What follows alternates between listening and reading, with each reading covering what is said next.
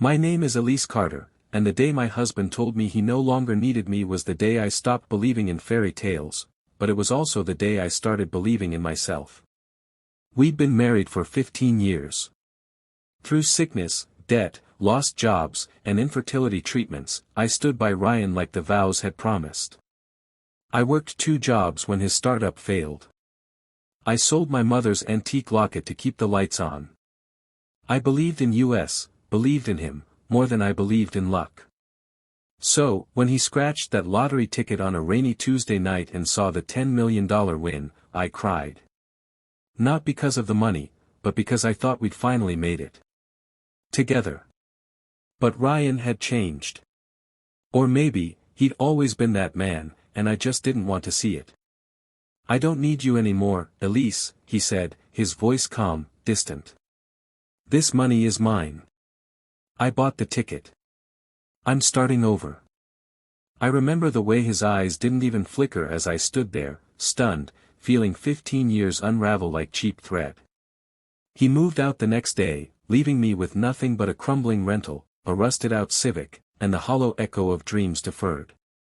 He bought a sprawling mansion in the hills, hired chefs, threw parties with people who wore designer clothes and shallow smiles. Meanwhile, I picked up extra shifts at the diner, barely covering rent, eating leftover toast and coffee at the end of long shifts. My heart didn't break. It hardened, slowly, like clay in the sun. There were nights I would cry into my pillow, wondering if I had wasted the best years of my life on a man who saw me as disposable. I remembered the small gestures, packing his lunches, waiting up when he was late, encouraging him after every failed pitch. I wasn't perfect, but I was loyal. And somehow, that loyalty had become a liability in his eyes. But kindness has a strange way of returning to you when you least expect it. 3 months after he left, an elderly woman named Clara came into the diner every morning. Always ordered tea and a blueberry muffin, always left a generous tip, and always asked for me by name. She had soft silver hair, bright blue eyes, and wore the same floral scarf every day. One day, when I looked particularly tired, she took my hand and said, "You have a light, Elise. Don't let someone else snuff it out." I laughed awkwardly, but she just smiled. Over time, we started talking. I told her bits and pieces of my story, about Ryan, about the lottery, about how my life felt like it had been turned upside down. Clara listened with the kind of attention that made you feel seen. "You remind me of myself at your age," she said one morning. "Too kind for your own good, but with a spine made of steel. You just don't know it yet." Eventually, she invited me over to her home. It was modest but filled with warmth, bookshelves lined every wall, classical music played softly from a vintage record player, and the scent of lavender lingered in the air. We spent evenings sipping chamomile tea, talking about life, regrets, and second chances. She told me about the love she had once lost, a man who chose fortune over her, just like Ryan. "We always think we can change them," she said with a sigh. "But in the end, it's we who change the most." Then one morning, Clara didn't come into the diner. I called her. No answer. I went to her house and found her asleep in her chair, gone peacefully. There was a letter on her table with my name on it. In it, Clara revealed she had been a silent investor in real estate for decades. Her estate was worth millions. And she had left it all to me.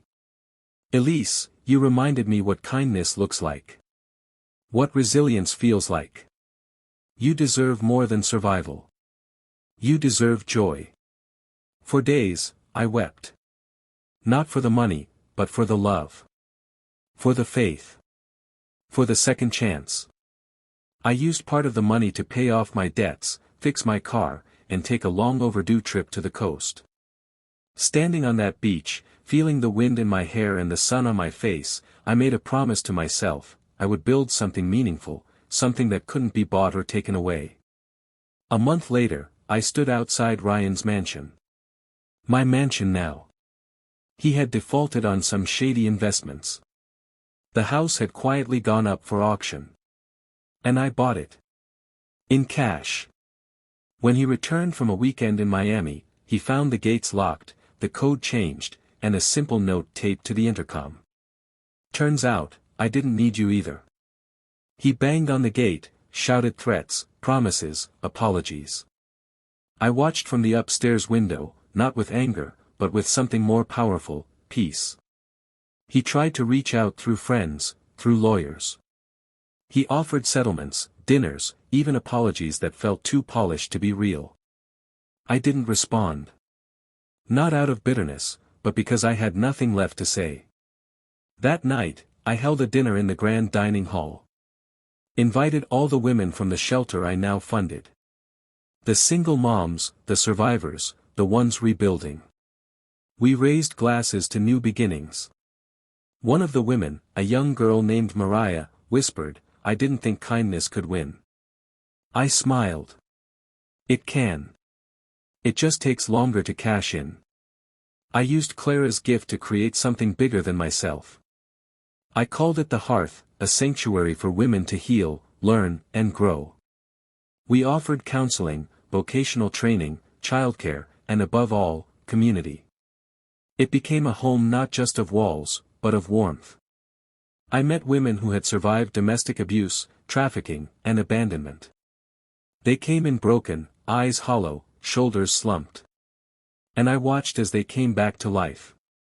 They painted murals, learned to code, baked loaves of bread, started small businesses. They laughed. They danced. They lived. One day, a woman named Tasha came to the hearth with her daughter, who hadn't spoken in over a year due to trauma. Slowly, through therapy, painting, and the simple act of being in a safe space, her daughter began to speak. First a word. Then a sentence. Then laughter. Tasha hugged me one evening and said, "You gave us our lives back." I didn't have the words. I just held her. We started hosting storytelling nights, and one evening, I shared my journey. The silence in the room afterward was thick with emotion. Then came the applause, quiet at first, then roaring. Not for me, but for every woman who had chosen to fight her way back. Ryan tried to sue. He lost. Turns out, when you lie and cheat, the law isn't kind. When I saw him last, he looked tired. Worn. Hollow. I didn't hate him. I pitied him. Because no amount of money can buy the warmth of people who truly believe in you. He stood outside the hearth once, looking in. I saw him through the glass. Our eyes met. I nodded. He turned away. That night, Mariah showed me her first published poem. It was titled, Ashes to Light. She'd written about surviving, about loss, and about how a stranger's kindness gave her hope again. The last stanza read. She rose from flame, not just to survive, but to teach the burned how to revive. A house of fire became a hearth, where broken hearts remembered worth. I framed that poem and hung it at the entrance of the mansion. Today, the hearth is expanding. We've bought 2 more properties, trained dozens of women, and even built a community garden that now feeds 3 local shelters. We host workshops on financial literacy, mental health, and self-defense. The local college partners with us, offering scholarships to women who never thought higher education could be for them. We started a podcast too, From Ashes, where survivors share their stories anonymously. It's become a quiet sensation, downloaded by thousands each week. A film producer even approached us to adapt the stories. I agreed, on one condition: all proceeds go back to the hearth. I finally started writing again. Something I had long buried. Clara believed in me. The women at the hearth inspire me. And every day I get to wake up and know, I'm not just surviving. I'm thriving. One cold November morning, I stood outside the hearth watching the sunrise. The light spilled over the hills just like that day years ago when Ryan walked away from me. Only now, I didn't feel abandoned. I felt chosen, by fate, by kindness, by strength I never knew I had. A young woman named Sophia joined me on the porch. "Do you ever think about him?" she asked. "Sometimes," I said. "But not with regret. Just gratitude. Because losing him gave me everything I'd forgotten I had." She nodded. "You're a phoenix, Elise." "No," I smiled. "I'm the fire." So yes, my husband won $10 million and said he didn't need me. But I bought his mansion, and turned it into something he could never understand. A home. And kindness? It always finds a way back. Even when it starts with loss. Even when it walks through fire. Especially then.